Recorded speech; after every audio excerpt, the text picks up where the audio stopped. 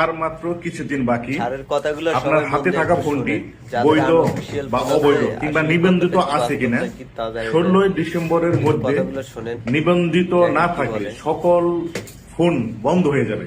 যাদের নিবন্ধিত নাই ফোন বন্ধ হয়ে যাবে। তো এই জন্য আপনি কি করবেন, মেসেজ অপশনে যা চেক করবেন, মেসেজ অপশনে যে বড় হাতের KYD, বড় হাতের KYD লিখে একটা স্পেস দিবেন। দেওয়ার পরে IMEI নাম্বার সেখানে বসাবেন। IMEI নাম্বার বসানোর পরে আপনি কি করবেন, সেন্ড করবেন, মানে একটা মেসেজ পাঠাবেন। কোন নাম্বারে সেন্ড করবেন?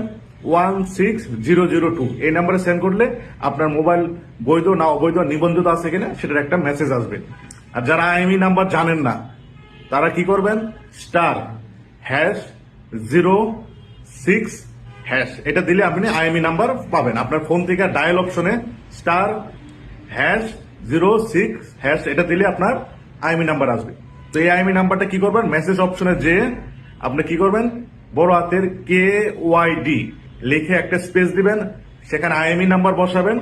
এই IMEI নাম্বারটা কি করবেন, আপনি 16002 নাম্বারে সেন্ড করবেন। তাহলে আপনার একটা মেসেজ আসবে আপনার ফোন বৈধ না অবৈধ।